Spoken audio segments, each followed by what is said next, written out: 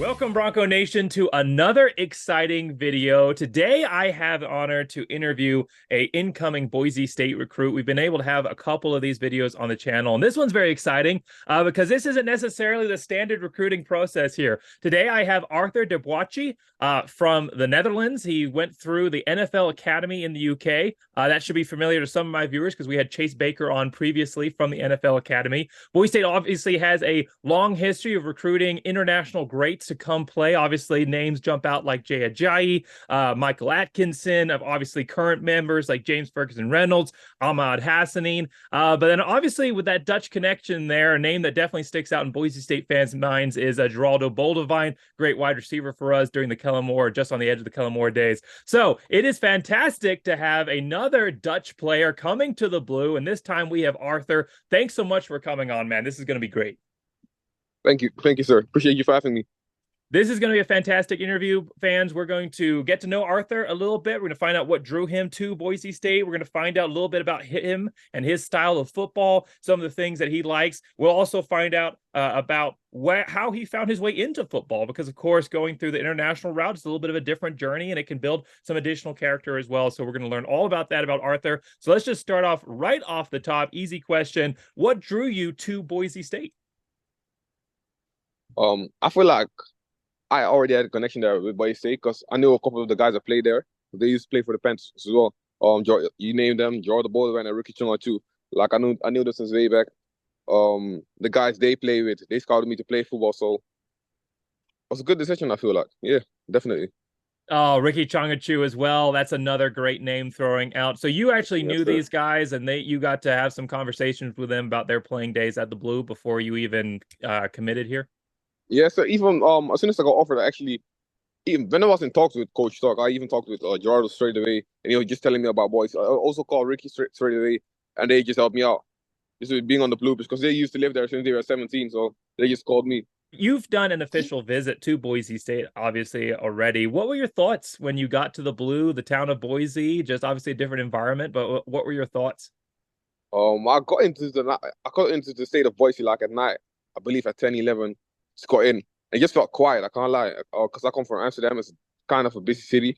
But I came in the quiet and it just felt kind of nice. I also talked to the GM Jones and he said, yeah, Boise's kind of like a quiet city, but it can get busy if you want to. But if you want to get quiet, you can get quiet as well. So it's like a little bit of both, and I like that about it. What were your impressions of seeing the Boise State Blue field for the first time? Nah, the Boise State Blue Field looks good. Like I saw it from upstairs, like from upstairs, just looked unreal to me. Just look clean. Even at night, it looked like the most beautiful thing I've ever seen. What was that recruiting process like? Obviously, it's different being an international player. You know, it's not like you've got all that easy connections right there at home. So what was it like being an international recruit, and how did Boise State approach the recruiting process differently than maybe some other schools did? I feel like being an international recruit is kind of different because I don't know how it goes in America, but I feel like out here you really get like recruited a bit later than over there. But I always knew what's gonna come. I just didn't know when. So my first offers came when I went to camp for the first time in my first year of the academy, and then Boise came in my second year actually. In my second year, I think it was last February around there. I was at home when they called me, so actually perfect timing because I told my parents straight away. Did Chase Baker play any role at all? Obviously, Boise State guy involved with the NFL Academy defense, not linebackers, not secondary. But did he play any role in kind of saying like, "Hey, Boise State, definitely check him out"? No, of course he did. He's an alumni. Of course he did. As soon as he heard, he was like, commit to Boise right now. I love that. Boise State obviously has a heavy international presence on the team. You've got guys from Egypt like Ahmad Hassanin. You've got guys from Australia, James Ferguson Reynolds, and Lopez Sanusi, who's one of your teammates. He's also coming Yes, to the sir. Blue. And then obviously Max Stiege from Germany. There's a lot of guys on Yep. the team that are international. What does it feel kind of going out? Obviously, you've been doing that in the NFL Academy. There's a lot of guys internationally playing through the NFL Academy. Does it kind of feel like a similar environment going to Boise State with such a heavy international presence there? Um, yeah, I feel like it is. 'Cause even this year, I feel like I know the international recruits coming in as well, because from Germany, I believe. So that will be a good one. I feel like Boise is an international powerhouse, so it's only right for us to go there. It feels like we should just do it. Well, for getting to the game of football from an international state, it's not necessarily easy. It's something you have to push for a little bit harder. It's not necessarily the natural route. So, can you talk a little bit about how you found your way to American football? I actually played baseball before, and when I played baseball, I had a coach who was like an American football coach. And when I played baseball, he was like, "Walk on here and just actually play baseball." And I still play baseball, but after a year, my club just stopped out of nowhere, out of the blue, and I didn't do nothing for a year. Then he saw me again. He saw me at, like a subway. He's like, "Come to one practice." I went to one practice, and then from there it just started. I used to play flag football as well. Started as a little kid from flag football, but I didn't really find nothing. Came back to football. Played like a little bit in Netherlands, like 1.5 year, 2 years. And then one of my friends who plays for the academy, he was like, to the coach of the academy, I got a guy for you. Then they basically came and take me. They basically came and took me to the academy, started playing for the academy, and then yeah, now I'm here. Are you the first member of your family to play American football? Yeah, yeah, I am. What does that feel like to kind of step out into something new and set a new legacy like that? I haven't really thought about it, but actually feels good. It feels great, actually. Having to go through the European football route again, it takes a lot more drive. It takes a lot more personal ambition and personal motivation. You don't necessarily have all the Hmm. structures in place to just automatically Yeah. guide you through it. So, how do you feel that your journey of pursuing football somewhat independently has shaped your who you are, your drive, your character, your mindset, who you are on the field? I feel like being an international athlete, already helped guys like me that just come from an international background to, like, get the discipline they need to get right there. Cause, as I said, like the recruiting art ain't the same as in America. I feel like it's easier from over there than it is over here. And a lot of people helped me throughout the way. The academy helped me a lot. The Panthers helped me a lot, and a lot of guys just helped me in the process in general. Or Yeah. talking about your play style individually, I know that when Chase came on and did the interview, just talking about his playing time, we also talked about you. I talked about Sanusi. And to quote him, he said that you were the ultimate competitor who loves to win. And so, when you kind of were, if you were to describe your playing style to the fans, and what would you say? What would be kind of the elevator pitch for Arthur de Boachie? Nah, I feel like what is right. He just said it right. I feel like I'm the guy who just wants to win and do whatever it takes, just like our head coach said. How would you describe your play style? Obviously, there's a lot of different ways to play corner. Some guys, when you look at like JL Skinner, like those are like the hard nose, going to go down and break you in half type of players. And then you've got guys a little bit more finesse in the coverage. How would you kind of describe where you stand on that scale? I'll say I'm a little bit of everything because I can cover a guy from the corner position. I can also go over the top and play the post from the deep safety, and deep third. I can play a deep third as a corner. I can play a deep third as safety. Also, I feel like I'm a hard hitting guy because that's why I moved to the safety as well. I go heavy in my second year at the academy, so I moved to safety just so I can calm down and hit more. Also, be the middle of the field player at the time.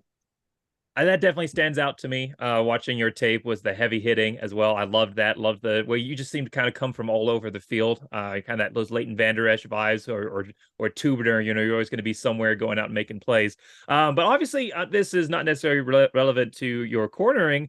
But Chase said that you were a great wide receiver as well. Has there been any discussion of those skills maybe coming to fruition at Boise State, or is it just defensive focus? No, it's defensive focus at all. No, it's all defensive focus. The wide receiver part was just for fun more. Well, no, it's all defensive focus. Well, you love to see a corner who's got great hands as well. Hopefully, you can start breaking some interception records at Boise State. Final question here on your play style, and then we'll wrap up the video. How do you feel the NFL Academy has helped you perform or to your max potential, help develop you to reach that max potential? I feel like the academy did a lot for me actually. Like they came and got me in. They gave me gym session at 6 a.m. in the morning. They gave me all the necessary meetings I needed. Even the academic help. They helped me with kind of everything.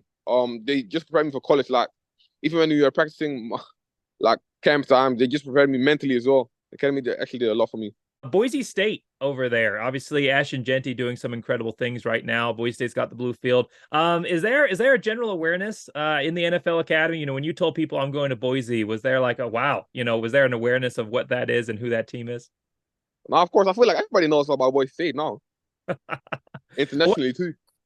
How does it feel to be going to a team and joining a roster that has had so many players of such an elite level? And we threw out some of those names earlier.